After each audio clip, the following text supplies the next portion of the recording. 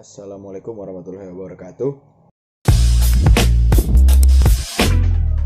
Saya Fatan Alif Yogifari dari kelas 12 IPS 2 akan menjelaskan tentang Kabinet Juanda. Ya, Kabinet Juanda itu sendiri memerintah pada 9 April 1957 hingga 10 Juli 1959 yang dipimpin oleh Ir Haji Juanda Kartawijaya dan 3 wakilnya Mr. Hardy, Idam Khalid, dan Dr. Leimana. Latar belakang terbentuknya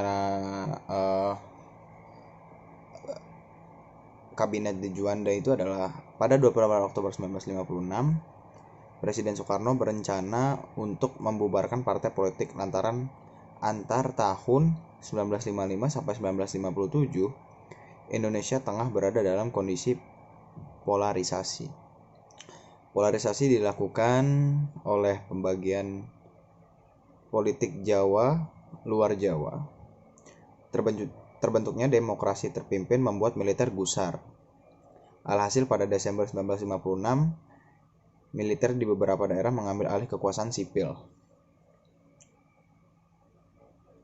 Seperti di Sumatera Utara dan Sumatera Selatan, tindakan ini ditentang oleh PKI. Akibatnya, banyak dari mereka yang ditangkap oleh militer, yang diikuti dengan hilangnya sumber perekonomian. Kabinet Ali pun berakhir. Kemudian disusul dengan penetapan kabinet baru, yaitu Kabinet Juanda ini terus.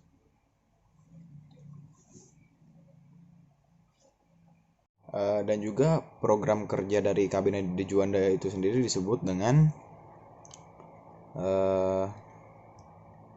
program kerja Kabinet Karya yang dinamakan Pancakarya, yang meliputi membentuk Dewan Nasional, normalisasi kondisi RI, melanjutkan pembatalan KMB, memperjuangkan Irian Barat kembali ke RI, mempercepat pembangunan dan keberhasilan, berhasil membentuk Dewan Nasional, berhasil mengadakan musyawarah nasional, berhasil mengeluarkan sebuah deklarasi yang bernama Deklarasi Juanda, yang berisi tentang mengenai laut Indonesia sebagai laut teritorial dan sebagai penghubung antar pulau di Indonesia.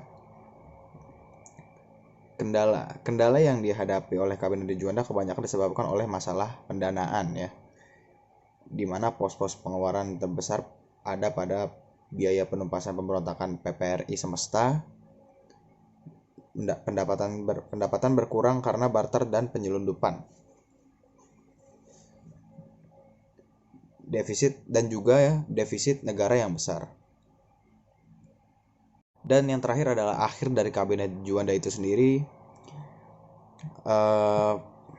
dengan dikeluarkannya dekret Presiden 5 Juli 1959 telah mengubah sistem ketatanegaraan yang ada di Indonesia.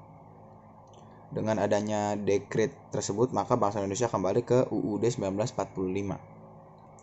Bangsa Indonesia juga menerapkan sistem demokrasi terpimpin. Dengan begitu, sistem parlementer yang selama ini dipakai diganti dengan sistem presidensial. Dengan begitu, maka berakhirlah masa pemerintahan Kabinet Karya atau Juanda pada tahun 1995. Berakhirnya Kabinet Juanda ini disebabkan oleh terbentuknya demokrasi terpimpin di mana Presiden Soekarno menjadi Perdana Menteri dan De Juanda sebagai Menteri Utama. Demokrasi terpimpin sendiri menjadi sistem pemerintahan yang mengatur secara tegas tentang kondisi politik atau partai politik, di mana pejabat tinggi negara tidak boleh menjadi anggota politik. Ya, sekian dari saya. Mohon maaf jika ada kekurangan. Wassalamualaikum warahmatullahi wabarakatuh.